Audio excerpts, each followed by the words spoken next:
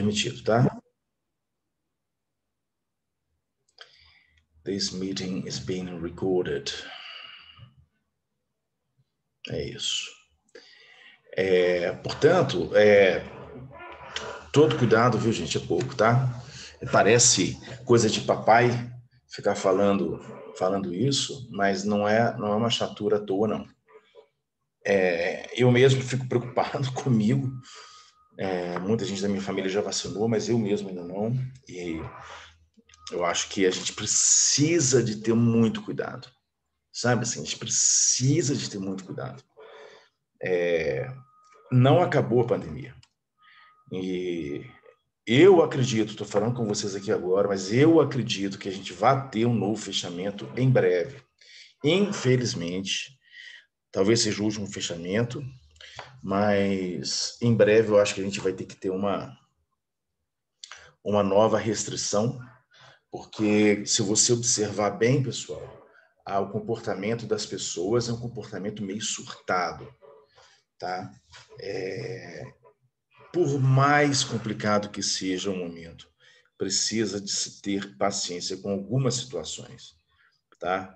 Tá todo mundo com vontade de sair pela rua aí, abraçando, beijando geral e fazendo festa e tomando todas, mas não pode ainda, tá?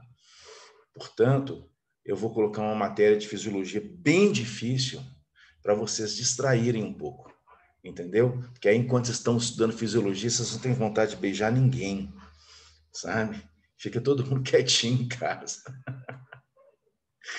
Ai, viu? Faço piada até com a desgraça. Mas é isso, gente. Eu não quero dar uma de tiozão, não, sabe? Mas já dando uma de tiozão. Fica quieto, cara. Senta a bunda em casa e fica quieto. Não tá na hora de sair para putaria ainda não, tá? Fiquem sossegados, por favor. Tenham responsabilidade, beleza? Enquanto isso, nós vamos falar de fisiologia. Então, pessoal, começando aquela parte de bioenergética que eu tinha prometido para vocês, mas a gente começa falando de uma ação dos tipos de exercício. E por que a gente faz isso? Porque cada tipo de exercício demanda uma resposta um pouco diferente, tá? As respostas são muito diversificadas, diferentes de acordo com o que você está fazendo. Tá ok?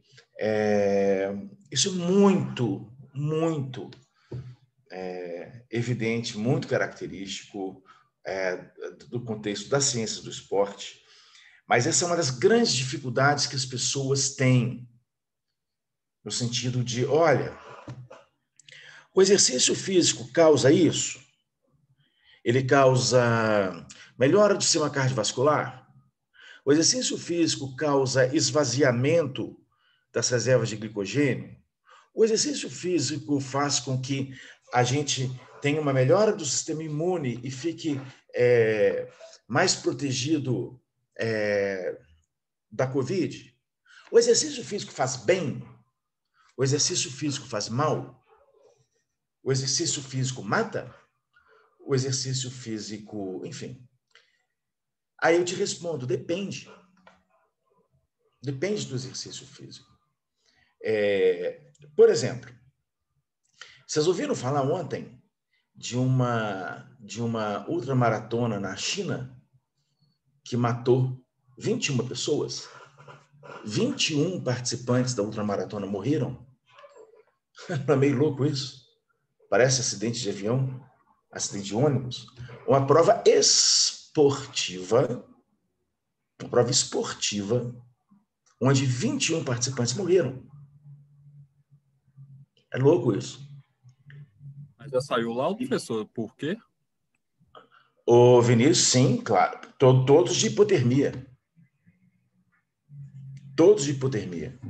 Tá? Hipotermia é o quê? É uma redução muito grande da temperatura interna do corpo, que chega a ser incompatível com a vida. Mas você fala assim, como que um sujeito, durante uma atividade física, entra numa hipotermia tão grave? Afinal de contas, ele está fazendo atividade física, ele está produzindo calor. Como é que acontece isso? Como que acontece de um atleta morrer numa prova? E é uma prova que nem é tão extrema. São 100 quilômetros. Claro, correndo, né? Correndo, caminhando. É claro que é extremo, mas tem coisas muito mais extremas. Um triatlon talvez seja mais extremo, né? Um Ironman talvez seja mais extremo. Tem ultra triatlons, tem corridas de orientação que são muito mais extremas do que isso. Vocês ouviram, pessoal? Quem ouviu falar dessa história, só fala um oi aí. Ou ninguém ouviu falar? Eu vi. Quem foi? Matheus. O Eu vi no Matheus, você ouviu, Sport. né? Sim. Matheus, você ouviu? O que você ouviu? Eu li a chamada primeiro, né? 20 Uhum. volts. Aí eu cliquei para ver o que era. Aí só falou que teve uma tempestade, tava de chuva congelada, eu acho. Tinha isso na reportagem. E o número Isso. de mortes, só isso que eu vi. Isso. É isso aí, Matheus. O que aconteceu, pessoal? É uma situação que acontece muito nos extremos, perto dos polos, mas assim, nem tanto extremo. Era no sul da China a corrida. E lá tá na primavera. Nem é tanto assim. Eu morei numa região na Alemanha, por exemplo, que aconteceu uma vez eu saí para correr. Não é aquela história, não, Matheus, Bernardo, é uma outra história. No verão, estava um dia super quente. E aí caiu uma tempestade de verão, uma chuva de verão, daquelas chuvas mais fortes só. E eu fiquei molhado, só isso. Cheguei em casa, a chuva ela desce gelada, não era chuva congelada, não. A água é muito fria da chuva. Por ser lá, né? Aqui também a água é fria, mas ela é muito menos fria. E eu consegui chegar em casa, mas morrendo de frio, sendo que eu saí para correr num calor enorme. Então, assim, você fala assim, e se eu tivesse ficado perdido? Aí o Bernardo fala muito dessa história que eu conto, né, de ter ficado perdido de bike, de mountain bike no meio da neve, mas isso vai lá na frente. Não vou contar essa história agora, não. Mas, Bernardo, olha só que interessante essa história que aconteceu. Foi parecido um pouco com aquele lance que aconteceu comigo, sabe? Que foi o quê? Que foi... eles saíram para essa ultramaratona, estavam correndo e tinha uma previsão de queda de temperatura, entendeu? Tinha uma previsão, já estava previsto. Só que a queda de temperatura, ela foi maior do que o previsto, entende? Tipo assim, a temperatura cai de 25 graus para perto de zero, sabe? Agora, 0 grau, olha aqui que eu quero falar com vocês. 0 grau não mata ninguém. É isso que é interessante. 0 grau não mata ninguém. E aí aconteceram aquelas redundâncias de pequenos eventos que levam à tragédia. Quais foram? Qual o grande fator? Fadiga. Os caras estavam correndo uma prova de 100 quilômetros. Não é qualquer um que corre 100 quilômetros. Entende? E se qualquer um dessa sala aqui sair para correr 100 quilômetros, vai morrer no quilômetro 15, 20, 25. E nós que não somos extremamente treinados, temos, a não ser que tenha um hipertriatleta aqui na sala, pode ser que tenha, eu não conheço vocês ainda, mas o que acontece? Nós temos os nossos mecanismos de defesa e entramos em fadiga. E olha que interessante, os mecanismos de defesa, pessoal, que são a nossa grande arma de proteção. Nós temos dois grandes. Eu falo isso, quem já teve aula comigo, o Jorge, o Bernardo, aí, o Vinícius mesmo, sabe muito, né? Dor e fadiga. Mas qual é o grande lema do mundo moderno. Ignore a dor e vá até o máximo. Não é louco isso? Ignore a dor e dê o seu máximo. Ou seja, nós somos treinados a nos expor a extremos. Isso não é bom. Nem agudamente, como aconteceu nessa prova, nem cronicamente, quando você na sua vida se vai sempre ao máximo, sempre ao máximo, sempre ao máximo. Tá? Portanto, pessoal, o que eu quero chamar a atenção? O que aconteceu ali?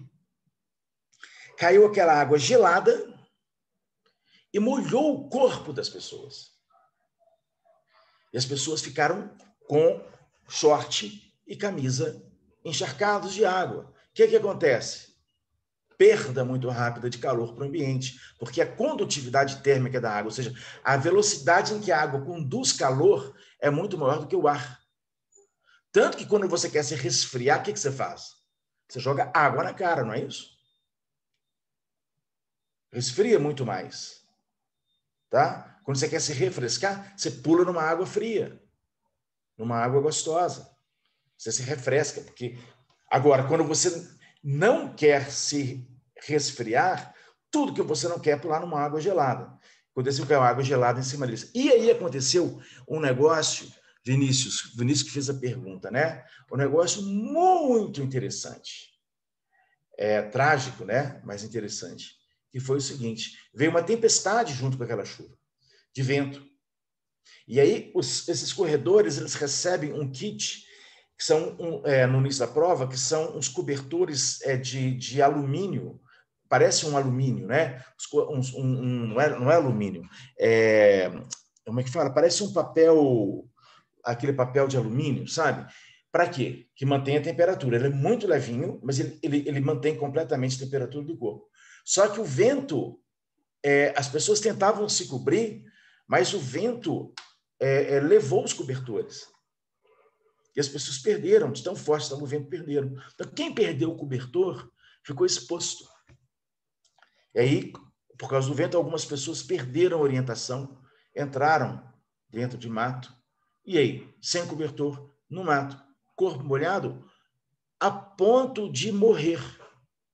E olhem, um trajeto, obviamente, todo monitorado, porque estava tendo uma prova ali, estava tendo uma competição ali. E mesmo assim foi suficiente para matar a pessoa. Então é o seguinte, fadiga. Como que ela acontece?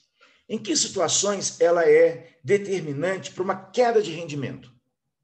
Em que situações em que ela te protege de ter danos sérios para a sua integridade física? Ou te protege de ter danos sérios para a sua integridade mental, psíquica? Tá? Então, vejam, é uma situação muito interessante. E o que eu quero falar aqui? É mostrar para vocês o seguinte, existem diferentes tipos de exercício. Para nós aqui, como alunos de fisiologia do exercício, a gente precisa entender o que acontece em que tipo de exercício. Tá? Essa que é a grande questão. Porque, como eu falei para vocês, eu não vou ficar enchendo o saco de vocês, fazendo com que vocês decorem enzimas e passos de metabolismo. Nessa parte de coisa. Fala, Bernardo. Seria interessante falar se esses atletas, a diferença entre fadiga e exaustão. Os atletas que morreram, pode-se falar que eles chegaram numa certa exaustão e morreram por causa disso, em vez de fadiga, que eles chegaram ao seu limite de metabolismo e morreram. Sim.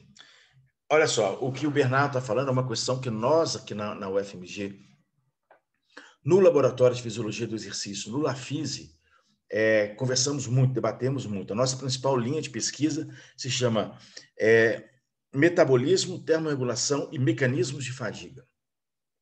O que acontece? Dando aquele exemplo clássico, né, o Bernardo, que eu gosto muito de falar, que é sempre aquele negócio, olha, imagina que você está fazendo um teste numa esteira, um teste físico numa esteira, tá? E a intensidade da esteira vai aumentando, aumentando, aumentando, aumentando, aumentando. E você tem que ir até a sua intensidade máxima. No momento que você pede para parar, imagina aí um dos rapazes da sala, você vai parar, aí nós vai parar e fala assim, olha, a Marina Rui Barbosa vai entrar na sala aqui agora. Aí o cara vai mais um pouquinho, entendeu? Aí, ou então uma das meninas fazendo, o Rodrigo Hilbert vai entrar aqui na sala agora. Ah, tá bom. Brad Pitt vai entrar na sala. Aí você vai mais um pouquinho, né? Afinal de contas e tal. Aí você fala assim, quer saber? Dane-se, Rodrigo, dane-se, Marina, eu vou parar com essa desgraça que eu não estou aguentando mais. Aí você fala assim, $1 milhão. Para ir mais um pouco. Você fala, bom, $1 milhão dá para fazer muita coisa. Aí você vai mais um pouco. Aí vai, quer saber? Não aguento mais. E vai parar. Aí você tem duas opções. O pesquisador pode virar para você e falar assim, $2 milhões ou $10 milhões. Vamos colocar 10. Você não vai nem um segundo mais. Se ele já tinha te dado 1 milhão para dar 10, você não aguenta mais. Mas se ele chegar com um revólver na sua cabeça, você vai mais. Vocês entenderam a diferença? Até que chega um momento em que você não vai mais. Essa é a exaustão a que o Bernardo se refere. Tá? Então, por exemplo, exemplos trágicos, né? A exaustão é quando, como aconteceu anteontem na China, de a pessoa morrer. Morrer por exaustão. Tá claro, a causa da morte foi hipotermia. Mas um sujeito hipotérmico, ele não tem forças para procurar o caminho. Tá? Então, exaustão. Tem exaustão pelo calor, tem exaustão por uma série de razões. Eu vou te dar um exemplo tétrico, muito tétrico. Na Segunda Guerra Mundial, era um tipo de tortura sádica que se fazia com os judeus, que era colocar o pessoal para caminhar num percurso e os soldados no meio. E caminhar até, então, a exaustão. Que na hora que as pessoas, então, caíam no chão de exaustão, elas eram fuziladas. Elas eram mortas no chão. Então, você imagina a situação. Você andava, horas e horas e horas e horas, até que chega uma hora que você não anda mais. Ou o que se fazia na ditadura, um método de tortura da ditadura na Argentina, por exemplo, eu sei que usou isso, mas usa-se como método de tortura muito, muito comum, que é o seguinte, você coloca as pessoas para ficarem caminhando numa piscina com água até o joelho. E a pessoa vai caminhando numa piscininha com água até o joelho. Não parece uma coisa inofensiva? Só que depois de dias caminhando, a pessoa não consegue se manter em pé e morre afogada numa piscina que dá pé. Por que ela morre afogada na piscina que dá pé? Porque ela não tem forças para segurar nem o próprio corpo. Isso é exaustão. Exaustão é quando você não tem opção. Só que nós, na fisiologia do exercício, quando fazemos as nossas pesquisas com humanos e colocamos as pessoas no limite, nós não levamos ninguém para uma piscininha com água até o joelho e mandando caminhar. A gente também não fuzila ninguém. Entendeu? Então, as pessoas, a gente fala de fadiga voluntária, que é o momento em que a pessoa ela opta consciente ou inconscientemente por ou parar o exercício ou diminuir a intensidade de exercício.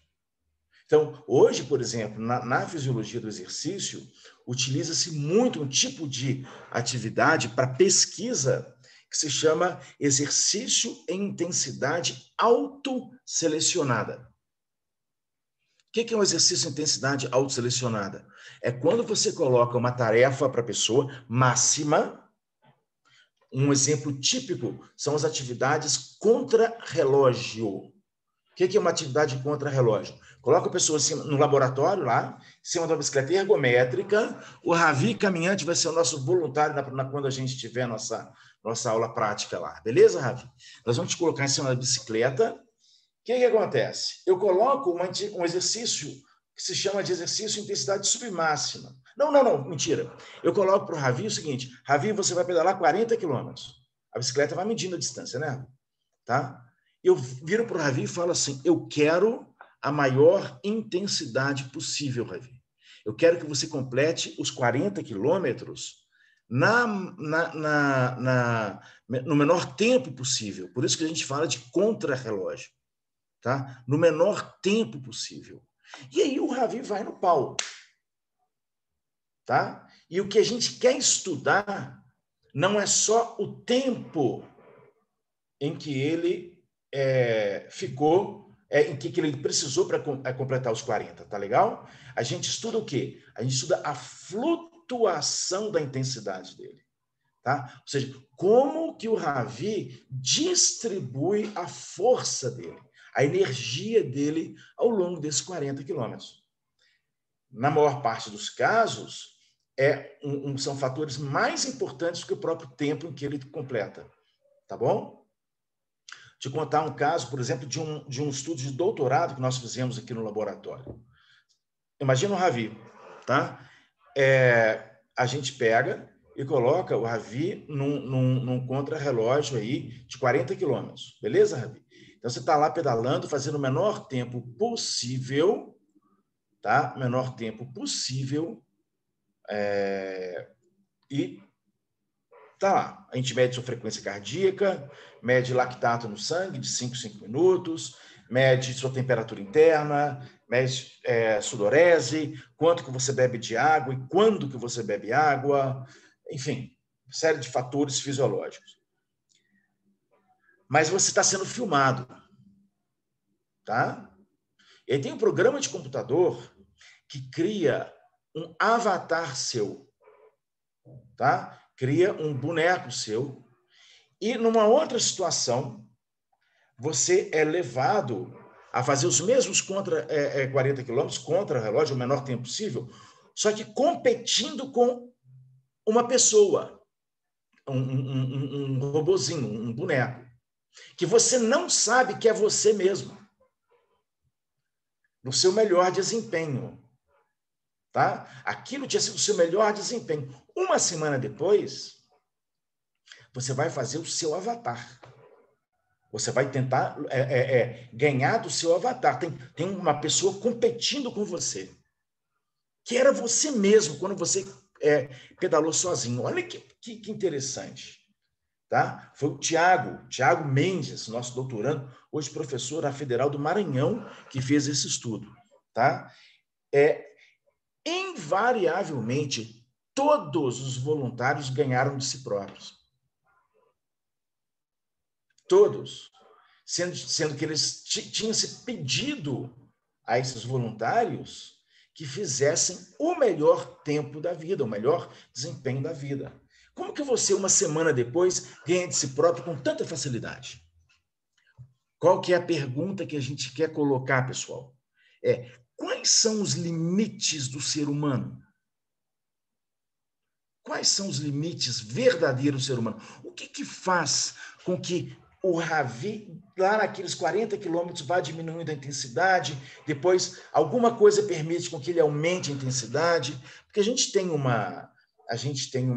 um padrão típico, que é sair numa determinada intensidade, diminuir essa intensidade ao longo da prova, com pequenas oscilações, e aumentar quando estiver chegando perto dos 40. Não é isso? Por exemplo, se eu viro para o indivíduo que está pedalando e falo assim, foram 5, foram 10, foram 15, foram 20. Ele tem um perfil de intensidade. Se eu viro para ele e falo assim, faltam 35, faltam 30, faltam 25, faltam 20, ele pedala completamente diferente. Não é louco? Tá? Então, se eu borrifo, se o ambiente no laboratório está quente e eu borrifo água gelada no rosto, a intensidade imediatamente aumenta. Puxa, mas aumenta sem que a temperatura interna diminua? Sem que a frequência cardíaca mude nada? A frequência cardíaca fica intacta, mas eu resfriei a pele do rosto. Afinal de contas, então, nós sabemos ou não fisiologia, não é verdade? O que é o limite do corpo? É sobre isso que a gente fala aqui nesse curso. Entenderam? Eu acho que é isso que é o bacana, É você saber entender os mecanismos de fadiga, o metabolismo, os fatores que determinam o desempenho nos vários tipos de exercício. Tá? Então, olha só. Vamos lá. Eu tenho de cara aqui 3 tipos de exercício. Tá? Deveria ter colocado o Isaquias aqui, o nosso canoísta, né? Para dar um exemplo também. São os exercícios chamados de exercícios cíclicos. O que são exercícios cíclicos? São exercícios onde o movimento que se realiza, principal, ele se repete, repete, repete e repete. Ele não tem fim, tá? Não tem um começo de determinado movimento, um fim de determinado movimento. E, para que se realize esse movimento, utiliza-se grandes grupos musculares. Então, quais são os principais? A marcha humana, que é a caminhada, a corrida, o trote, a bicicleta, a natação. Também entram o remo e a canoagem. Tá certo? O mais clássico de todos é a marcha. É a corrida ou a caminhada. Ele que nos faz ser Homo sapiens. A bicicleta tem, 150 anos que foi inventada? O ser humano nada desde que existe como ser humano, óbvio. Mas natação se pratica há quanto tempo? Há 100 e poucos anos. Tá? De uma forma ou de outra, vejam bem, passadas, giros de pedal, braçadas, remadas. Grandes grupos musculares fazem com que a resposta fisiológica seja clara. Se eu ativo uma quantidade grande de músculo, eu tenho uma resposta de consumo de oxigênio grande, eu tenho uma resposta de frequência cardíaca grande.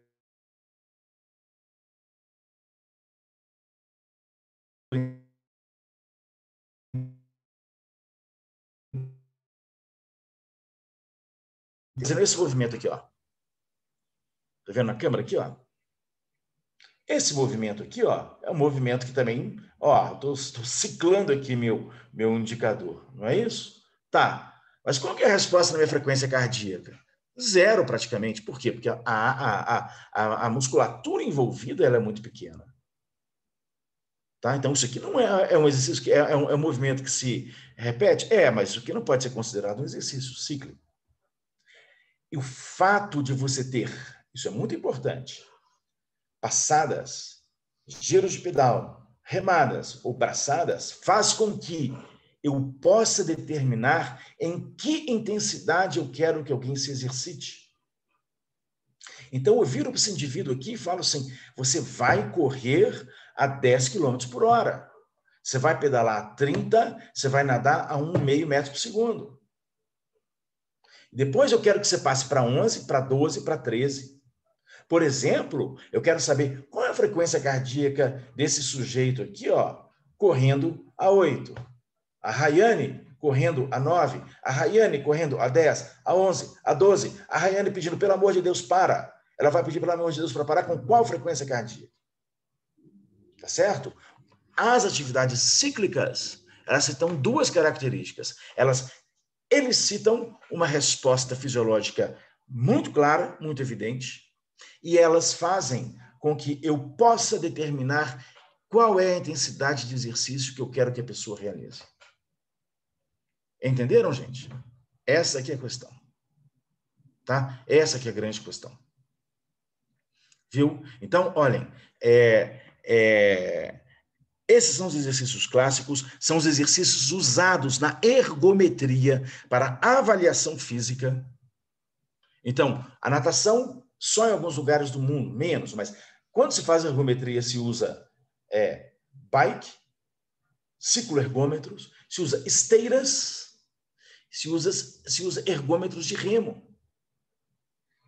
Não existe ergômetro de futebol, de handebol, de musculação. Tá? Essa é a grande questão. Agora, eu posso ter também exercícios intermitentes, como futebol, como polo aquático, que utilizam, que tem como componente exercício cíclico. Então, no futebol, você corre, você caminha. No polo aquático, você nada. Você dá braçadas, você dá passadas. Só que eu não viro para um jogador e falo assim, joga intenso, joga menos intenso, joga forte, joga leve. Afinal de contas, no futebol tem um adversário, não é isso que quer me matar. As finais dos estaduais nesse fim de semana foram muito interessantes no futebol. Entende? E eu incito vocês a, como profissionais de educação física, verem, ou temos aqui 2 fisioterapeutas, né, também, mas vão trabalhar com atividade física, com esporte, ver o esporte futebol um pouco menos como atleticano, cruzeirense, americano, mas mais como cientistas do esporte, profissionais de educação física, ver com um certo distanciamento. Eu também demorei, eu já briguei com muito cruzeirense, já briguei com muito atleticano. Na verdade, o que me incomodava não era se o sujeito era cruzeirense ou atleticano, era se o sujeito era fanático. Fanatismo é algo que me incomoda profundamente, porque fanatismo é a carteira de identidade da estupidez, entendeu? Ninguém pode ser fanático com nada nesse mundo. Agora, nós temos que nos treinar a ver a coisa de uma forma fria. Observa Atlético e América, 0-0, mas um primor de jogo. Um jogo de xadrez maravilhoso. Os 2 times queriam ganhar. Isso é que é legal. Os 2 times queriam ganhar de qualquer forma. Mas o perfil do jogo, ele é único. Então, Grêmio e Inter foi um jogo, São Paulo e Palmeiras foi outro jogo, Atlético e América foi outro jogo, tá? No Ceará foi diferente, na Bahia foi diferente, cada estado teve uma dinâmica diferente. Eu não mando alguém jogar forte ou jogar fraco. Então, nos esportes, como os esportes intermitentes, o que caracteriza um esporte intermitente? A participação, aqui nesse caso, né, de exercício cíclico, mas com um componente aleatório, não determinado, da participação dos diferentes tipos de metabolismo, a atuação diferente do sistema cardiovascular, de ventilação, de adaptação endócrina, ou seja, de hormônios, tá? Depende do momento, da intensidade. Tem momentos onde você caminha mais, tem momentos onde você sprinta, onde você acelera, onde você... Então, as próprias posições dentro do campo são posições que demandam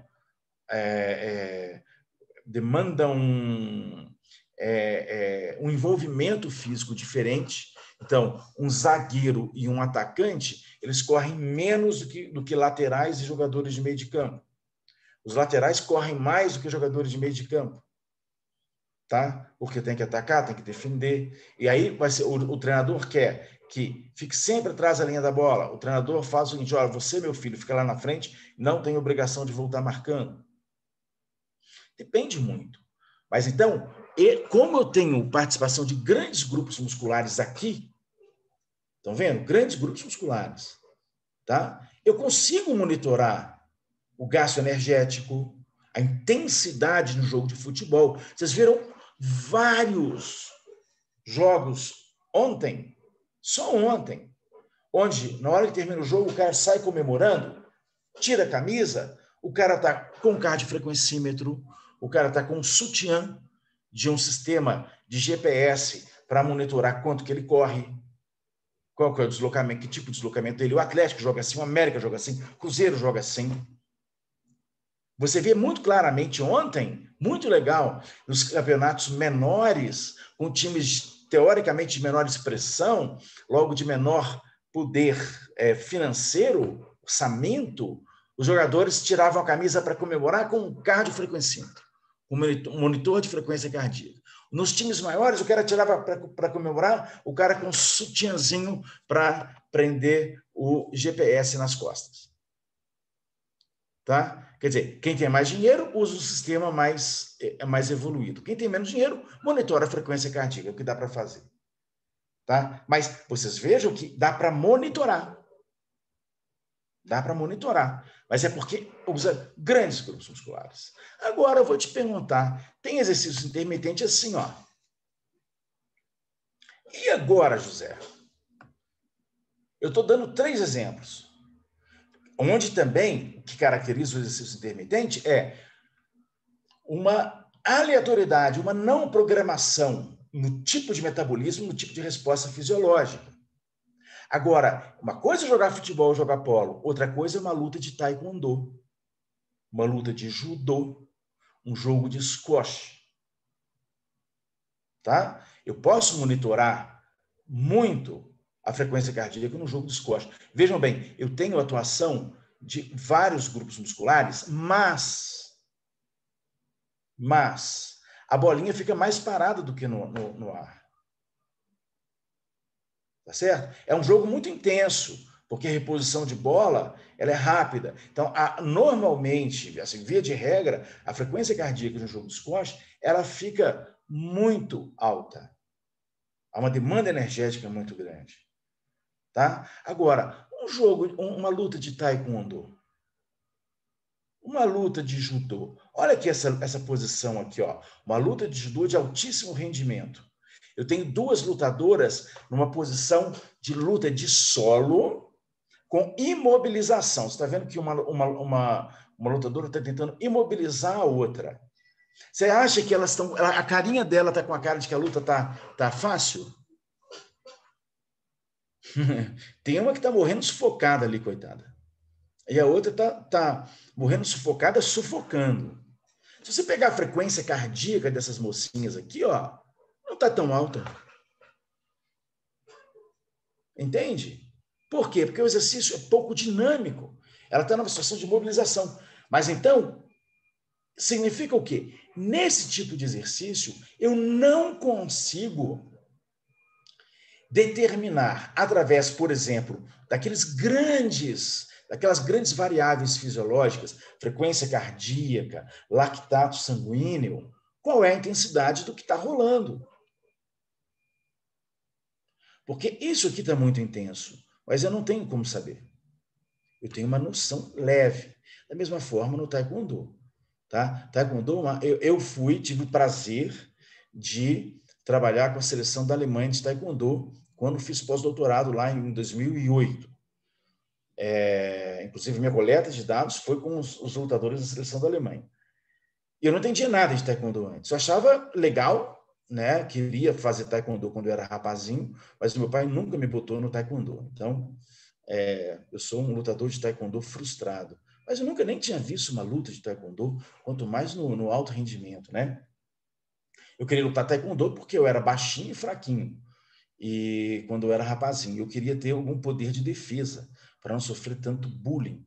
Mas eu me impus por outros meios. Não precisei de lutar taekwondo por causa disso. Mas eu acho uma modalidade muito interessante. Muito psicológica. Muito psicológica.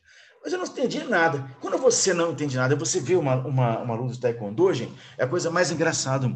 Você vê 2 lutadores ou 2 lutadoras lá, assim, ó, dando uns pulinhos, uns saltitos. Sim, assim, assim, assim. Você acha que é uma aula de step, assim, sabe? Saltitos. De repente, pá, pá, pá. Volta. Cacete! Aí deu pá, pá, pá. Ataque, contra-ataque, ataque. Aí você vai marcando ponto, ou não marca ponto. Tá? Você fala, qual é a demanda fisiológica para isso aqui, meu rapaz? Não dá para saber pela frequência cardíaca. Entende? Ou melhor, você pode até monitorar a frequência cardíaca, mas ela não diz tudo. Aqui, por exemplo, para o Bernardo, aí, que gosta das historinhas, né, Bernardo? Tem uma história muito legal, que é a seguinte. Um dos meus voluntários lá no estudo do pós-doutorado da seleção brasileira, da seleção da Alemanha. O nome dele era Daniel. Tinha sido 5º lugar nos Jogos Olímpicos de Pequim, em 2008, e eu fiz um pouco depois dos Jogos Olímpicos. Como eu queria justamente, o estudo tinha a ver justamente com a interpretação de informações, fadiga, percepção, a demanda fisiológica do taekwondo. Eu virei um dia para ele e falei assim: Daniel, vejam bem, um lutador que foi 5º lugar nas Olimpíadas, tá? 5º. Daniel, você sente cansaço durante a luta? Ele virou e falou assim: como assim? Eu quero saber se você sente cansaço durante a luta. Ele falou: putz, nunca pensei nisso. Eu falei: nossa, que pergunta interessante. Então, pensa, você sente cansaço durante a luta? Eu falei: ele falou: cacete. Não, sinto. Aí eu perguntei: e você acha que o cansaço pode definir a luta? Ele falou: nossa, mas eu nunca pensei sobre isso. Então pensa. Você acha que o cansaço, a fadiga, durante uma luta, pode definir a luta? Ele falou: nossa, que pergunta legal, mas deixa eu pensar. Aí ele falou: pode. Eu falei: como? Aí eu falei assim: nossa, Luciano, eu tenho acompanhamento de psicólogo do esporte por 5 anos já, nunca ninguém me perguntou isso. Eu falei: pois estou te perguntando agora, então. Como que o cansaço na luta... Olha que pergunta diferente, né, cara? Normalmente você não é perguntado por esse tipo de coisa. Como que o cansaço define a sua luta? E ele falou: olha, eu olho para o relógio. Quando eu estou cansado, eu olho para o relógio. Aí ele falou, aí eu peguei e falei: ah, tá, você olha para o relógio para saber quanto tempo ainda tem, né? E é nessa hora que você toma o golpe. Ele falou: não, é nessa hora que eu saio da luta. Na hora que eu olho para o relógio, eu saio da luta. Isso é uma manifestação do esporte de altíssimo rendimento que diz o seguinte: quando o sujeito é um expert, ou seja, o sujeito é alguém de alto rendimento em uma determinada atividade, aquela atividade, mesmo que tenha uma grande variabilidade nas ações, ela é completamente automática. Ela é completamente automática. Isso é o que caracteriza o expert. Na hora que ele olha para o relógio, todo o automatismo vai por terra. Entendem? Ele perde o automatismo. E aí, claro, depois ele pode até conseguir voltar, mas demanda uma energia muito grande. Na psicologia do esporte, existe uma teoria que se chama teoria do flow. Flow de fluir, ou de fluido, que diz o seguinte: um expert, quando está jogando, ele entra numa coisa fluida.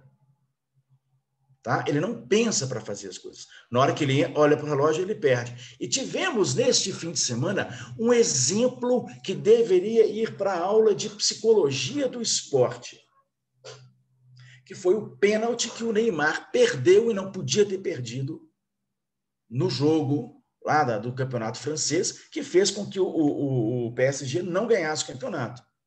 O Neymar perdeu um pênalti. Vocês viram?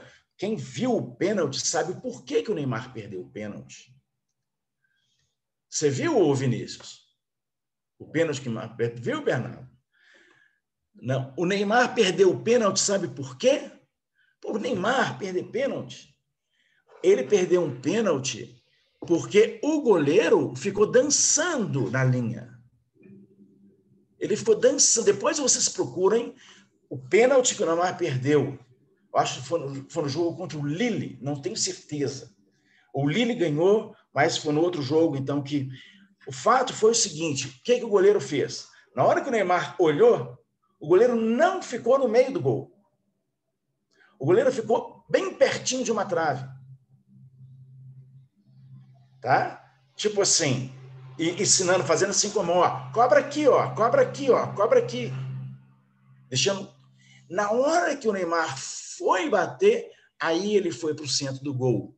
E ainda assim ficou, foi bater sim, foi bater na bola mesmo. O Neymar correndo para a bola e o cara pertinho de uma trave, fazendo assim, cobra aqui, ó, cobra aqui.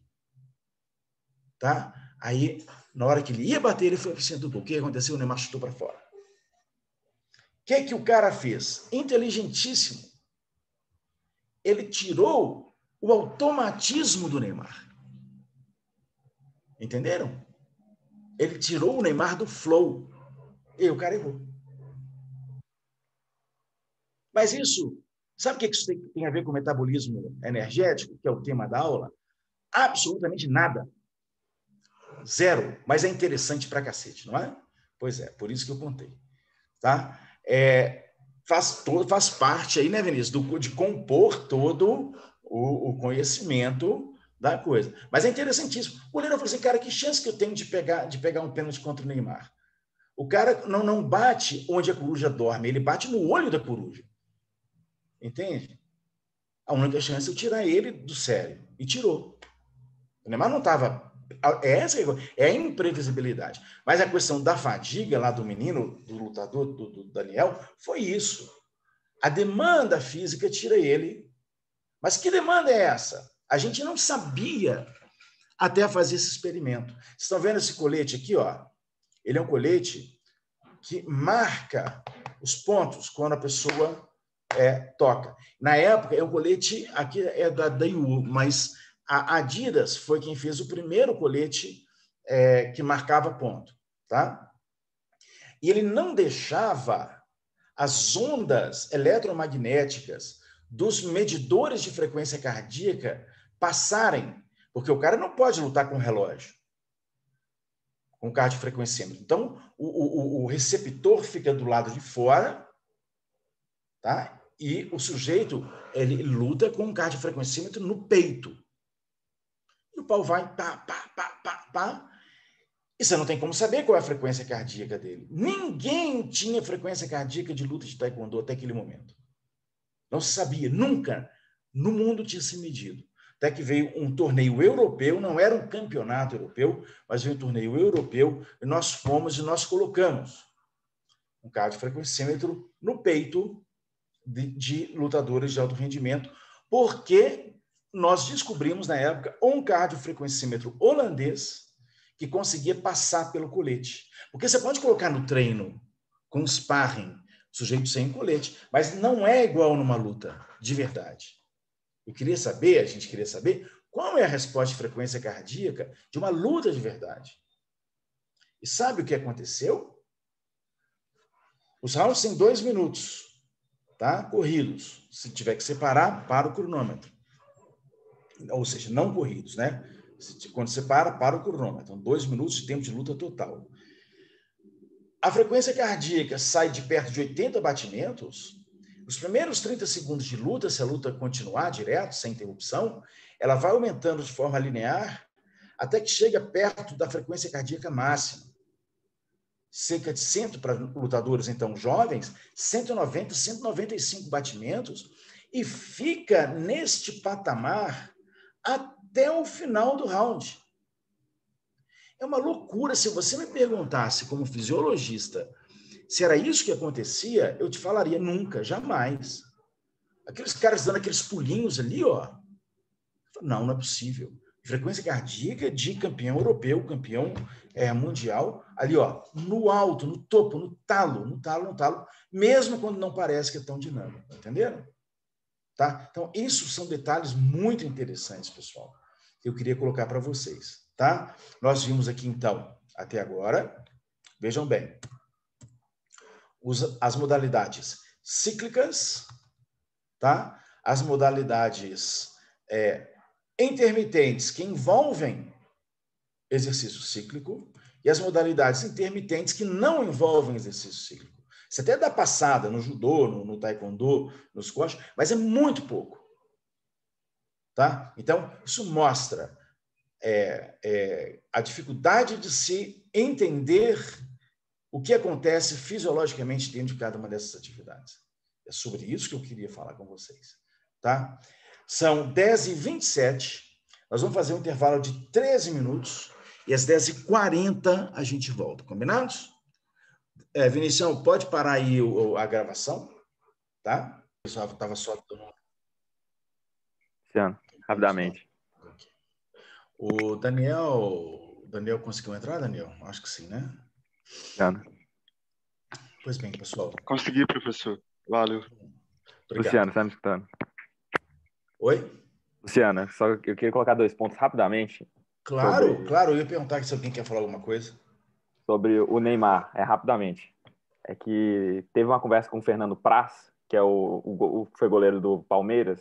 Ele fala como que o Neymar chuta o pênalti. Que o Neymar praticamente só olha pro goleiro quando chuta o pênalti. Então, eu acho que essa artimanha que o goleiro fez contra o jogo do PSG foi distrair o Neymar com uma movimentação dele, tirando ele daquela zona de treinamento que ele tem, que o goleiro fica estático. E isso enganou ele, fez ele sair dessa zona dele. E uma observação que você fez quando deu aula pra gente sobre o tipo de fadiga que tem nos esportes, você deu um exemplo de quantas vezes você pode fazer esse esporte por dia. Tipo, num jogo de futebol, você não pode realizar 2 jogos por dia. E numa luta, você pode fazer várias lutas no dia. Uhum. Só essas observações aqui. Tá, mas a questão dos vários jogos, das várias lutas, como assim? Você quer... Parece que ficou meio no ar, Bernardo. Não, é só sobre, tipo, desgaste do atleta. Sim. Em vários esportes. Tipo... ajuda a gente a entender, por exemplo, numa competição de judô, aqui, ó, uma competição de judô, você pode ter até 5 lutas, se não me engano, num dia.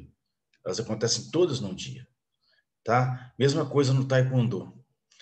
No futebol não tem como você fazer vários jogos num dia, não é? No vôlei você pode jogar num dia e jogar no dia seguinte, ou 2 dias depois. Futebol, isso não acontece. Por causa do tipo de desgaste, exatamente, tá? Passando aqui, ó, vou te dar um outro exemplo Professor, aqui. mas Fala. agora entrar numa polêmica, então. Se você pensar no futebol, são 45 minutos. E muito tempo, o jogador não passa em movimento, passa deslocando, andando apenas. Esse gasto do futebol não é menor do que o gasto do futsal e o gasto do handball, que é intermitente o tempo inteiro? E eles têm jogos um após o outro? Vinícius, olha só. A questão, a polêmica é sempre boa. A questão é a seguinte: a quantidade de metros percorrida numa modalidade na outra, ela é muito diferente, entendeu? Isso faz com que haja, aí pessoal, já a gente trazendo aqui já uma conversa para um nível um pouco maior, mas é importante isso, tá? Você tem um desgaste no futebol por causa do deslocamento grande, é muito grande em termos de substrato energético, tá? De glicogênio. Esse desgaste de glicogênio não acontece nessa magnitude no futsal, no handball, no vôlei, tá certo? Além do mais, eu não sei se existe esse tipo de comparação. Existe, vamos pegar, e se você tiver um tipo de fadiga de esgotamento de substrato energético, quer dizer, gordura você não esgota, mas esgota glicogênio muscular, e você pega um outro tipo de fadiga, que é a fadiga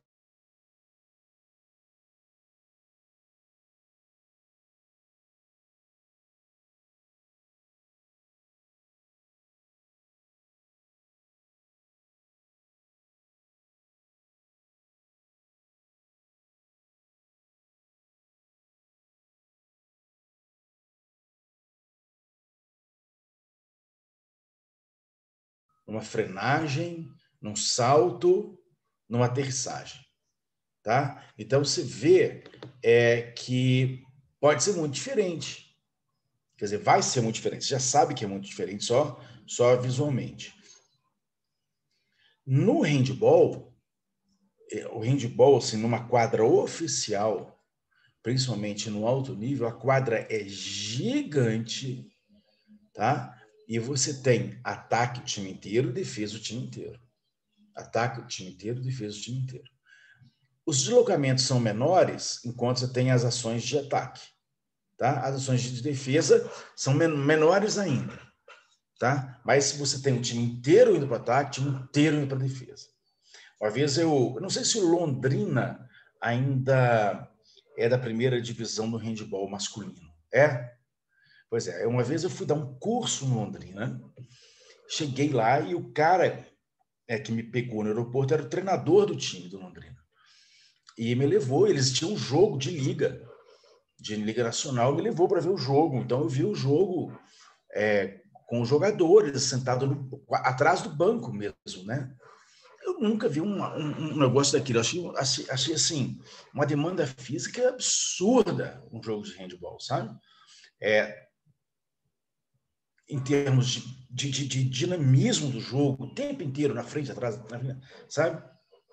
Agora, você tem que ver o seguinte, qual é o grau de desgaste da musculatura? Sabe como você pode ver isso? Ou com os aparelhos de GPS, né? Os acelerômetros, que medem frenagem, aceleração, salto em força reativa contra o solo, aterrissagem, tá?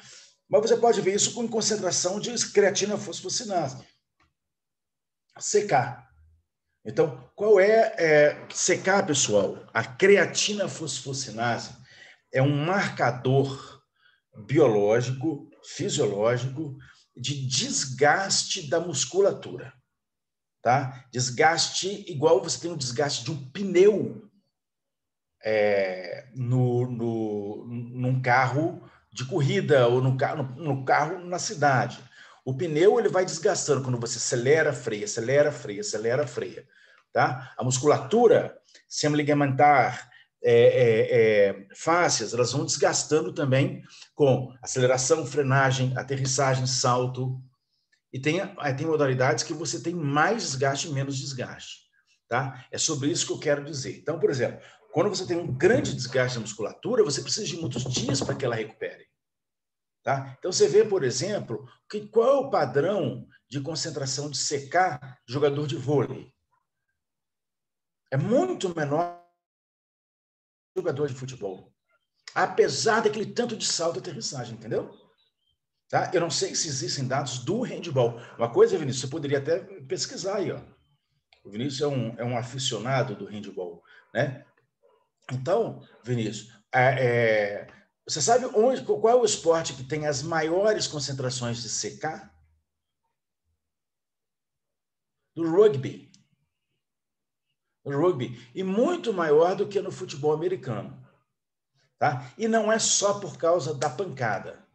Porque a pancada, ela também leva a extravasamento de CK. É o tipo de deslocamento, entendeu? É o tipo, é como o cara acelera, freia, a metragem das acelerações, a quantos metros são as acelerações, ok? Se considerar também a diferença entre os esportes, é que você pensar no futsal, no handball, eu não sei o rugby, você tem a possibilidade de troca, né, entre os times. As substituições são livres, e no futebol não. Então, talvez por isso que tem uma carga maior, porque o atleta vai obrigatoriamente ficar O tempo de jogo é maior, né? O tempo de exercício é maior. Você pega uma luta de taekwondo, por exemplo, ela dura 6 minutos de luta. Se você tiver um empate, tem uma prorrogação de 2 minutos, tem 8 minutos. Entendeu? Tempo total.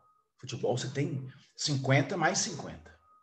100 minutos aí mesmo que você ande uma certa quantidade, você é lateral que corre 12 1.000 metros, você tem atacante, zagueiro que sprinta aí 200 metros.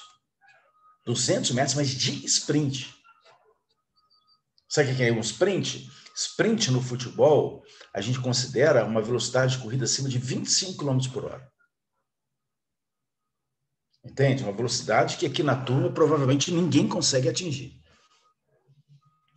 Tá? Então o cara percorre 200 metros em sprint. É muita coisa, você concorda? Tá? Um desgaste muito grande. Você pega um jogador do Cuiabá ontem, um jogador do Náutico, que jogou ontem uma final, pergunta se ele consegue fazer alguma coisa hoje. Entende? O cara está completamente esgotado. Tá? E aí um esgotamento de quê? Tá vendo, pessoal? Tá vendo, turma, agora? Essa que é a mensagem. Esgotamento de quê? É um esgotamento energético, em termos de reserva de substrato, reserva de glicogênio, é um esgotamento de ácido produzido, é um esgotamento de desgaste da estrutura do tecido muscular, de desgaste de estrutura de tecido ligamentar, é um desgaste hormonal, que pode ter, é um desgaste mental. E se for um desgaste mental, é um desgaste em quê? É neurotransmissor? É diminuição de sensibilidade de receptor de neurotransmissor? Porque glicose não vai faltar para o cérebro, oxigênio também não. Se faltar um dos dois, você cai morto ou cai desmaiado. Então, é ok. Na verdade, então essa aula está sendo muito boa para vocês entenderem o seguinte: quais são os limites do ser humano? O que a gente pode, a que a gente pode submeter o ser humano? Em termos físicos, em termos mentais, em termos de demanda. Eu gosto muito do esporte de alto rendimento. Eu tenho 4 filhos, 2 adultos e 2 menininhas, pequenininhas. Tem louco para tudo, né? Eu fiz 4. Agora, você pensa bem, eu não queria necessariamente que um filho meu fosse um atleta de alto rendimento, apesar de eu ter 30 anos que trabalho com esporte de alto rendimento. Tá? Não é que eu não queira, eu quero se eles quiserem muito. Tá? Mas eu gosto por quê? Porque você entende o desempenho humano em todos os sentidos e você aplica isso para situações da vida comum. De um trabalhador de CTI, Covid, que tem que tomar decisões, de um piloto de avião, de um operador de máquina. Quem já andou de avião numa tempestade? Tempo fechado. O avião batendo, tum, tum, tum, tum, tum. E o cara fala, vamos pousar. Aí você fala assim, ai, ai, ai. Tudo que você quer é que esse cara não erre, cara. Não tome uma decisão errada. Que ele não esteja cansado, fatigado, que ele não tenha brigado com a mulher, ou se for uma pilota, que não tenha brigado com o marido, ou com a parceira, ou quem quer que seja. Que o filho dela, antes dela sair para trabalhar, para pilotar o avião, não tivesse com febre. Que ela não esteja obesa, barriguda, ou ele também. Tenham medo de pilotos de avião muito barrigudos, porque isso pode comprometer o desempenho dele. E você já errou, você dirigindo, já errou uma manobra? Já. Quem dirige na sala já errou manobra. Quem dirige na sala já fez barbeiragem? Já. Todo mundo faz barbeiragem. Todo mundo erra tomar decisão. Um piloto não pode tomar uma decisão errada. Entende? E o que faz com que um jogador cruze a bola ou limpe para o lado e chute é uma tomada de decisão tão importante quanto a de um cirurgião, se ele pega a veia por aqui ou por aqui. Ou se um piloto ele bota o avião no chão ou se ele passa batido e arremete. Tá certo? Então, entender no esporte de alto rendimento o corpo no limite é bonito assim, na minha curiosidade de cientista, de fisiologista do exercício, por causa disso, porque você aplica tudo isso para o ser humano de uma forma geral. Tá? E olha que a gente não começou nem a falar sobre aspectos evolutivos da coisa ainda, hein? Quando começar vai ficar mais bonito ainda, tá? Olha só, a gente está falando aqui agora de exercícios que não são exercícios cíclicos, tá? São exercícios muito localizados. Vejam o cachorrinho fazendo a flexão de braço, vejam aí a moça fazendo com uma carga leve uma rosca direta de bíceps. Como que eu sei o que está acontecendo no tríceps dele ou no bíceps dela? Difícil dizer, não é? E não é um exercício cíclico. Ele vai e volta, vai e volta, vai e volta, mas não são grandes grupos musculares e a duração é curta. Tá certo? Agora vejam bem aqui, ó, os exercícios chamados exercícios de força, exercícios resistidos ou exercício contra uma resistência. Não existe um critério para você falar esse exercício é de força ou não é de força. Quantos por cento da carga máxima? Alguns autores até colocam, né? O exercício... Vinícius deve saber melhor do que eu isso daí, porque está na graduação, alguns autores colocam acima de 65% da carga máxima, né, Vinícius? Uma coisa assim. Tá? Você considera força o exercício que é resistido quando ele é realizado acima de 65% da carga máxima daquilo que você conseguiria em termos máximos para aquele movimento.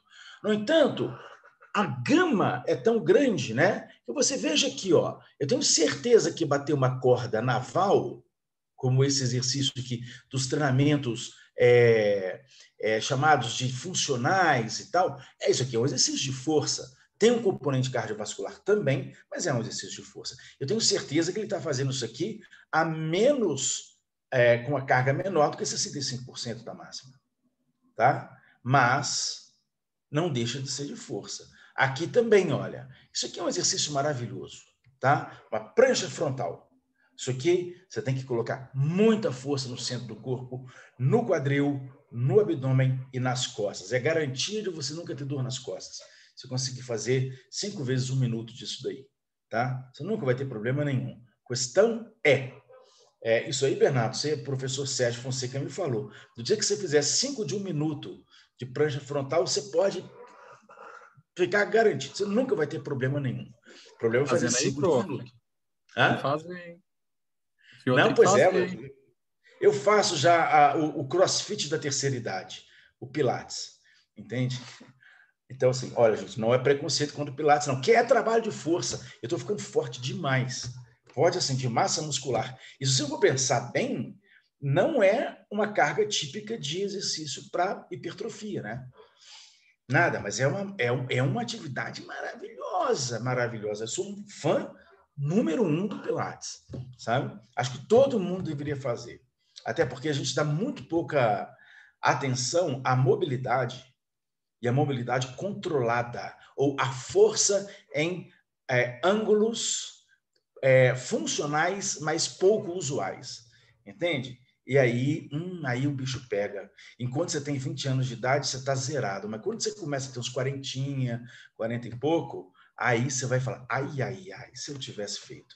Tá bom? Mas, enfim, olha aqui. Eu posso ter exercícios de força num âmbito mais funcional, como aqui, mas tem um aspecto mais cardiovascular, ou aqui. Essa menina fazendo 1 minuto de prancha frontal, lá pelo segundo 50, ela está toda tremendo.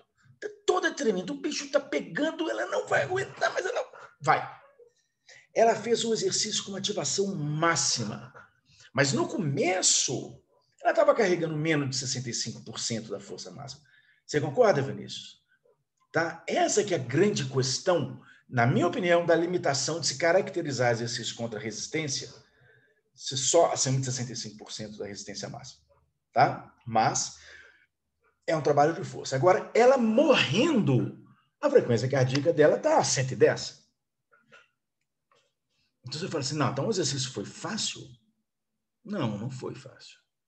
Tá? Então, como que eu sei? É difícil você quantificar a demanda física. Tá bom? Da mesma forma que, esse aqui já tem um componente, exige mais do sistema cardiovascular, é muito mais dinâmico e com uma resistência até menor. Mas é trabalho de força também. Tá? Qual é o problema no meu caso do Pilates, que é trabalho de força? é porque a demanda cardiovascular é baixa. Então, uma pessoa que faz 3 sessões de pilates por semana, ela pode entrar numa classificação de não ser mais sedentária. Mas ela tem uma demanda cardiovascular muito baixa. O gasto calórico de uma sessão de pilates é baixíssimo. Você sai quebrado, cara. Você sai tremendo, de joelho bambo. Você não consegue fazer nada.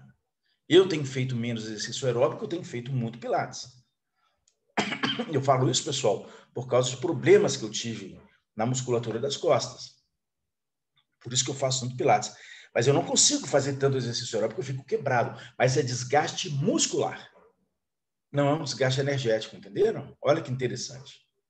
Não é um gasto energético impactante. Tá? Eu não posso usar pilates como um coadjuvante principal, por exemplo, num processo de emagrecimento. Não tem como. Eu posso usar o pilates para fortalecer. E fortalecendo, eu consigo correr, consigo pedalar, consigo nadar. É diferente. Tá? Mas ajuda a manter um pouco a massa muscular. Ajuda e muito, estou para te dizer. Tá? Mas o pilates é uma atividade muito pouco estudada cientificamente. Deveria ser mais. Eu acho que tem um aspecto, principalmente o pessoal da físio, ó, eu acho que tem um aspecto neural importantíssimo. Neural central, importantíssimo no Pilates. De equilíbrio, de controle. A mola, você puxa a mola, ela causa uma resistência. Mas a volta, a fase excêntrica do movimento, é diferente se você tivesse puxado uma faixa elástica. Um teraband, por exemplo. É diferente. A volta na mola, ela tem uma característica que não existe na natureza. Você não anda puxando mola por aí. Tá? E aí, seu sistema, a regulação do movimento, ela é exigida, na minha opinião, entendeu? Tá? E eu acho que isso tem um aspecto interessante. Mas, enfim, olhem aqui, ó. Vamos supor que isso aqui fosse 20 quilos, tá? Uma carga alta. Olha o tamanho do muque do sujeitinho aqui, tá? Imagina que ele faça uma série aqui até a falha. Ele coloca uma carga que ele faça 8 repetições com 1 segundo na fase concêntrica, 1 segundo na fase excêntrica, 1 segundo concêntrico, 1 segundo excêntrico. A série de 10 repetições vai durar 20 segundos, tá? E ele não conseguiria fazer uma 11ª. A carga é tal que ele não consegue fazer 11, consegue fazer 10. A última repetição vai... Acabou. Se você pegar a frequência cardíaca desse camarada, ela está tranquilinha. Mas a situação metabólica aqui, ó, está dramática. Não está indo oxigênio, fosfocreatina está esgotada, dificuldade de ressíntese de ATP, lactato e íons de hidrogênio sendo muito produzidos, tornando o meio interno muito ácido, oclusão de vaso, tá? De vaso sanguíneo. Mas eu não tenho parâmetros para saber o que está acontecendo aqui. Em compensação, se eu faço um levantamento olímpico como esse daqui, ó, que é um power snatch, né? Como é que eu traduzo isso em português, Vinícius? Esse movimento, o levantamento num só. Arremesso, não é, É não? um arranque, um arremesso? Um arremesso, não é? Eu Acho que é um arremesso, professor. É um arremesso, né? É um arremesso, tá? É um power snatch. Você pega do chão e entra debaixo da barra e levanta, tá? E você pode fazer isso com uma série de 10 repetições, por exemplo. Luciano Correia, judoca, campeão mundial, na época que a gente treinava ele, eram 10. 10, só que era 100 quilos na barra. Então, pum, pum, pum, pum, pum, pum. Chão, alto. Chão, alto. Ele soltava no chão, a barra dava uma quicada, né? O chão meio emborrachado, barra quicava, ele já pegava, já entrava atrás e já levantava. Tá? Isso daí, o corpo dele inteiro está sendo mobilizado. Toda a musculatura. E isso é uma das atividades mais clássicas dentre as atividades esportivas. Isso vem de onde mesmo? Da Grécia Antiga. Isso vem da Grécia Antiga. Tanto que o rapazinho aí, ó, da figura tem o corpo de um deus grego, não é? Sem pele, tá? É o quê? Isso aí é uma coisa antiquíssima, mas dificílima de se ensinar e de se executar. Entende? Eu não tenho coragem de ensinar um arremesso ou um levantamento para ninguém. Eu teria que estudar para fazer isso. Agora, o que eu quero dizer é que a situação metabólica de produção de energia em cada um desses exercícios considerados exercícios de força muscular é completamente diferente, entenderam? É essa que é a questão. Então, o desgaste, como nós já debatemos aqui, do handebol, do vôlei, da natação, do futebol, do futsal, o desgaste é muito diferente. Se eu estou fazendo isto, se eu estou fazendo isto, se estou fazendo isto, se estou fazendo isso. E estão todos os exercícios de força. Então, eu posso ter o exercício de força mais localizado ou mais geral, com uma carga a ser vencida maior em termos de percentual do máximo, ou uma carga a ser vencida menor em termos de percentual do máximo. Mas é tudo exercício de força. Tá? Só que uns podem ser mais combinados com outros aspectos ou não. O que é que eu quis dizer no geral? É que tudo isso precisa de ser levado em consideração quando nós falamos de metabolismo. Tá? Quando nós falamos de resposta fisiológica. Eu estou me referindo a quem fazendo que exercício. Eu posso me referir a este camarada ou a essa moça. Eu posso me referir a esse exercício ou a esse exercício ou a esse exercício. Tá? Então, o que causa fadiga? O que é o limite do desempenho humano? Que resposta de treinamento eu quero? O que eu preciso fazer para treinar alguém, levando repetidas vezes esse indivíduo a uma situação metabólica e fisiológica X, para que ele melhore uma função X. Isso é a arte da nossa profissão. Estou falando isso para a fisioterapia e para a educação física. Isso é a arte da nossa profissão. Saber identificar o que eu quero melhorar. E prescrever exercício de forma recortada para aquele indivíduo, para que ele melhore aquilo que eu quero. Entende? Mesmo que sejam exercícios gerais. Saúde. Ah, eu quero saúde? Então, se eu quero saúde, eu sei que eu tenho que ter um pouco de demanda cardiovascular, tem que ter um pouco de demanda metabólica, tem que ter um pouco de sobrecarga mecânica sobre ossos, ligamentos. Eu tenho que ter um pouco de resposta endócrina. E exercícios levam a respostas diferentes, de diferentes graus, magnitudes, em cada uma dessas vertentes. Certo, galera? Luciano, Fala. sobre a gente querer isso mais no grau de neurotransmissor, exercícios de coordenação, onde que eles encaixariam nos tipos de exercício? Repete para mim, fala um pouquinho mais alto só. Sobre os exercícios de coordenação, para ter de fadiga de neurotransmissor, fadiga neural, onde encaixaria nesses tipos de exercício?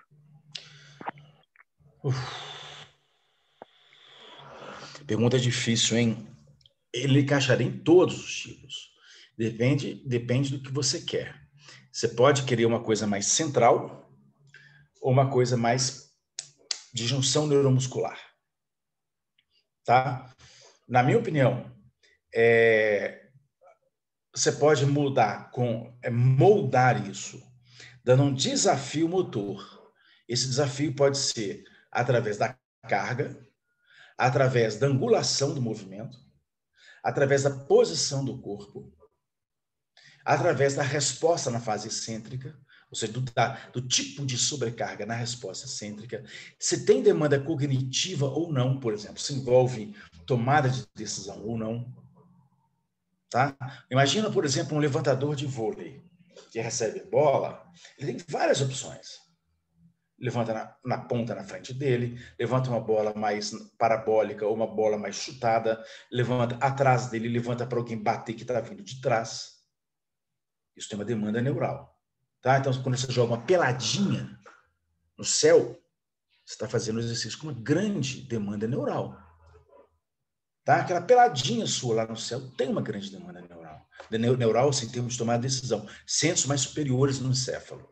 Tá? Quando eu faço pilates e o cara me manda apertar o pedalzinho lá, mas ao invés, não é simplesmente apertar como se eu fizesse um leg press. A carga é muito, infinitamente menor.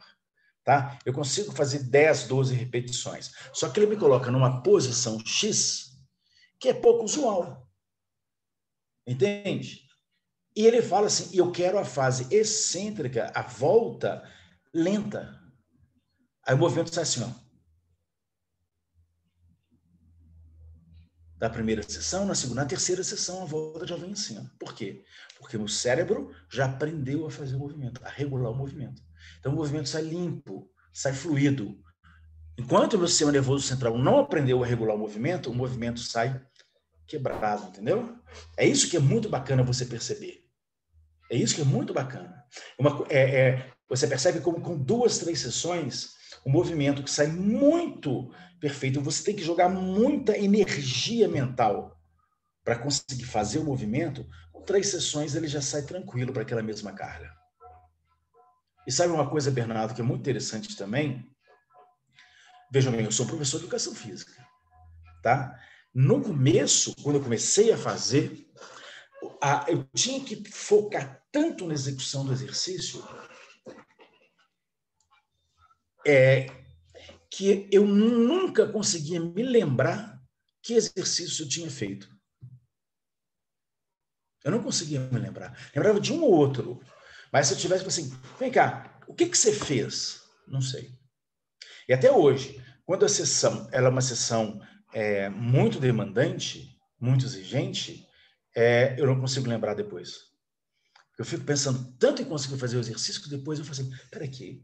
Igual, por exemplo, na última sessão, eu fiz uma sessão na terça-feira passada com um fisioterapeuta num lugar. E na sexta, com uma outra fisioterapeuta em outro lugar.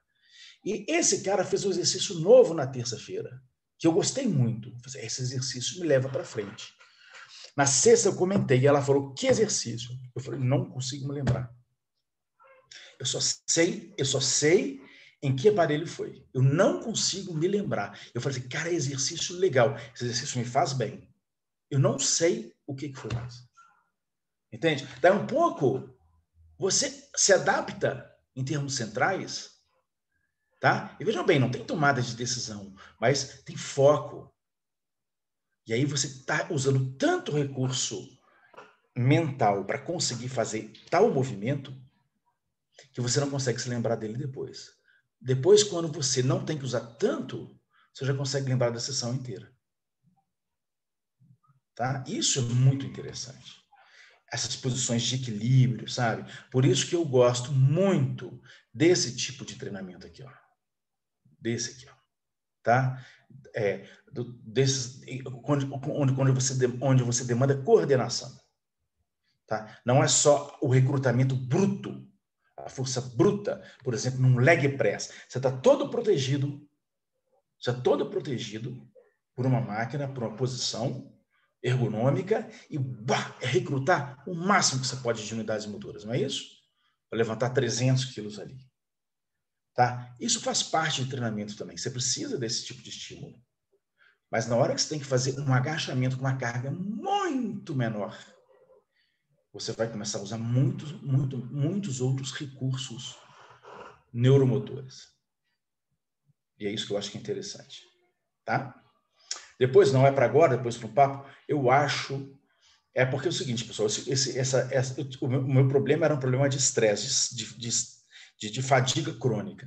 Eu não conseguia nem carregar o computador, nem andar direito. E aí, cara, isso foi gerando uma ansiedade muito grande. Uma ansiedade muito grande. E eu desenvolvi pânico por causa disso e tudo mais. Quando eu comecei, Bernardo,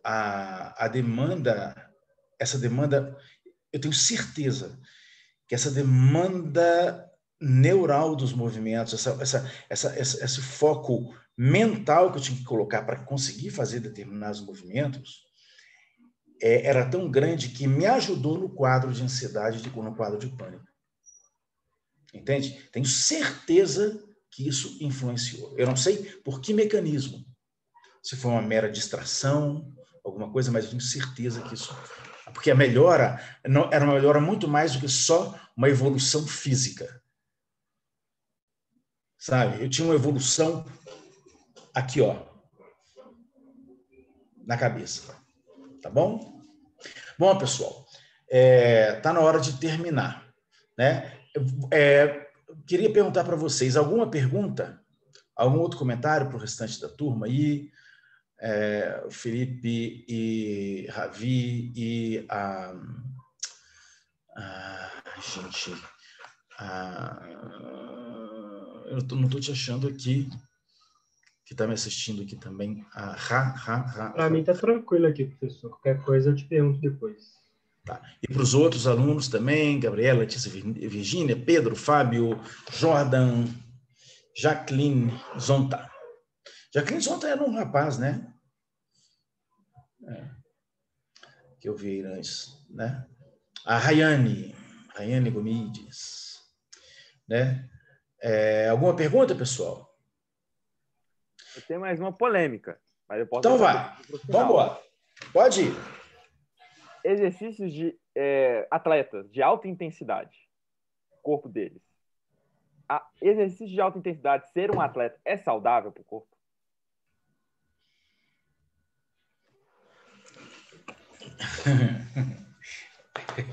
Ele mesmo já anunciou que era uma coisa polêmica, né? Depende, Bernardo.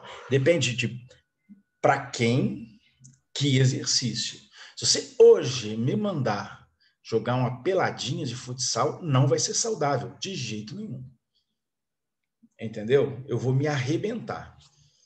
Não vai ser saudável, não preciso. Se você me mandar nadar 1.500 metros na piscina longa, eu nado. Se eu te mandar nadar 1.500 metros, eu chamo logo o SAMU. Jogo a boia. Entende? Então, assim, é muito variável. Muito variável. O que é saudável e bom e bem dosado para um sujeito não é para outro. Para um indivíduo não é para outro. Tá? E vejam bem, em determinadas situações, mesmo para o indivíduo, certas coisas se aplicam a determinados momentos, outras, para aquele mesmo indivíduo, um determinado tipo de treino não faz bem.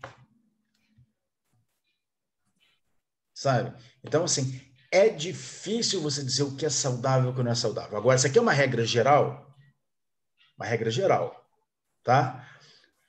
O exercício, ele deixa de ser saudável quando você tem muita dificuldade para realizá-lo de forma repetida, entendeu? Por exemplo, você pode ter uma dificuldade motora para realizar determinado movimento hoje, como no Pilates, aí dá 2 dias eu consigo realizá-lo de novo, tá? Mas eu consigo realizar. Eu hoje não conseguia realizar uma pelada. Não conseguiria. Eu jogaria um pouco ali, ficaria todo cheio de dor muscular. Há quanto tempo? Eu corro, mas eu não consigo fazer aceleração e frenagem, porque tem muito tempo que eu não faço isso. Entende? Então, assim, depende. Depende. Para um jogador de futebol desse de alto nível, se você colocar uma sessão a mais de musculação na semana, você está fazendo algo muito pouco saudável. Tá? Agora, uma coisa é certa. O esporte, mesmo quando exagerado, a atividade física, é muito mais saudável do que não fazer. Nada. Tá certo? Só que há momentos em que o mais saudável é não fazer nada. Há muitos momentos em que o mais saudável é não fazer nada. Tá? E é essa compreensão que a gente precisa de ter. Estou lendo o livro, está até curiosamente aqui, ó. Deixa eu te mostrar. Esse livro aqui, ó. Ele é de 2021. Ele é de um autor, Daniel Lieberman. É de um autor, professor de Harvard, tá? De antropologia. Se chama Exercise. Sabe, exercised é de inglês antigo, que não tem nada a ver com exercício. Exercise, você falava que uma pessoa que estava exercised, quando ela estava estressada. O Bernardo hoje está exercised, ele está estressado, tá? E o subtítulo é: por que alguma coisa que nós nunca queremos fazer pode ser boa e gratificante? Então, é uma abordagem antropológica do exercício. E olha que ele faz um sujeito correndo numa esteira, tá vendo? A capa aqui, ó, como se fosse uma pintura das cavernas. Ou seja, qual que é a ideia? Qual que é a ideia daqui? É o seguinte, olha, o ser humano é um tijolo, tá vendo? Mas é um livro que você não consegue parar de ler. São quase 400 páginas. Mas o que o cara fala é o seguinte: por que a gente, se deixar, a gente vai ficar parado o tempo inteiro? Se deixar, você não sai. Você tem uma cadeira toda ergonômica aí. Você é um gamer. Só gamers têm esse tipo de cadeira aí como a sua. A sua cadeira já denuncia que você fica muito mais sentado do que em pé ou andando. Entendeu? Alguém discorda disso? Você vê que um bom professor é um bom observador, né? Então, Bernardo, você deixar, você vai ficar jogando game aí nessa cadeira e comendo pipoca com Coca-Cola o dia inteiro, tá? Você não vai sair deliberadamente para dar uma corridinha, para dar uma pedalada, para dar uma nadada, para jogar um futebol, jogar um tênis. Mas, se você não fizer isso, você vai terminar morrendo. Você vai adoecer e vai morrer. E depois, no comecinho, até se levantar a bunda dessa cadeira, você vai ter aquela nhacazinha, né? Então. Mas depois que você fez o seu pezinho, que você fez a sua capoeira, que você deu a sua corridinha, você fala assim, nossa, que delícia, não é? E aí você vai sentar com muito mais prazer nessa sua cadeira. Entendeu? Vai ser uma pessoa muito mais saudável sentada na cadeira. E essa que é a grande questão, entende? Tem muito a ver com a dosagem de exercício. E é muito difícil você falar para alguém o seguinte, olha, você precisa fazer tanto de exercício. O Colégio Americano de Medicina Esportiva, ele fala isso.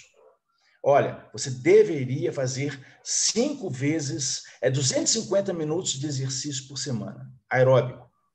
250 minutos de exercício aeróbico moderado. Significa 5 vezes, não é muito, não. 5 vezes 30 minutos.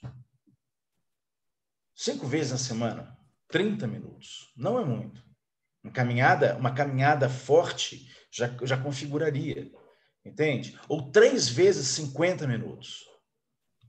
Tá? De exercício vigoroso. O problema é que a maior parte das pessoas não faz isso, não consegue fazer isso. Entende? E é por isso que a sociedade, aos poucos, vai adoecendo. Aí o que ele coloca é o seguinte, por que a gente que isso é saudável e gratificante se isso não é gostoso num primeiro momento? Mas olha só, você já tentou ensinar uma criança a escovar dente? Ela te odeia, que saco, que santo sagrará. Te pergunto, você consegue ficar 2 dias sem escovar dente? Era o seu sonho quando você tinha 4 anos de idade. Você tinha 4 anos de idade, você não queria escovar dente nunca na sua vida. Tá certo? Mas hoje você não consegue ficar um dia inteiro sem escovar dente, porque você criou um hábito. A questão, quando que o exercício é saudável, gente? Quando a gente tem saudade do exercício. Quando não faz, se sente mal. Tá certo? É isso. Tá? Quando você cronicamente começa a falar assim, nossa, eu tô morto, alguma coisa está errada. Mas quando você sempre tem vontade de fazer, ou mesmo que você não faça, você naquela nhaquinha, mas depois você se sente bem, tá? Você sabe que vai te fazer bem, esse é um bom nível. Esse é um bom nível, tá? Agora, o exercício, ele só faz bem, isso é provado cientificamente, epidemiologicamente, populacionalmente. O exercício, ele só faz bem se você fizer com prazer. Não que você tem que ter prazer o tempo inteiro, tá? Mas se você fizer uma atividade que não te dá prazer, ele não te faz bem, mesmo que você faça, tá? Então, se você não tem prazer em correr, em nadar ou em pedalar, não vai te fazer bem. Mas se você tem prazer em dançar, ou em lutar, Muay Thai, ou em jogar tênis, certo? Dança de salão é uma atividade física importante. Tá? Então, qual é o grande desafio que nós aqui temos? Vocês como físicos, os outros como professores de educação física, como cientistas do esporte, professores de educação física. Qual que é a ideia? É nós fazermos as pessoas descobrirem que exercícios elas gostam. E aí vai uma dica muito interessante aí para os professores de educação física, para os futuros professores. Você ensinar uma criança igual você ensina a escovar dente, o hábito de se exercitar gostando, faz com que ela, na idade adulta, tenha uma gama de atividades que ela vai gostar. Ela gosta de dar uma corridinha, ela gosta de jogar um futebolzinho, ela gosta de dançar, ela gosta de nadar, ela gosta de dar uma pedalada. Ninguém precisa de fazer muito exercício. Tá? Tem uns que gostam de fazer muito exercício. Eu gosto de fazer muito exercício. Se você olhar para minha barriga, você vai achar que não, mas eu gosto. Entende? Agora, tem gente que não gosta, mas alguma coisa você...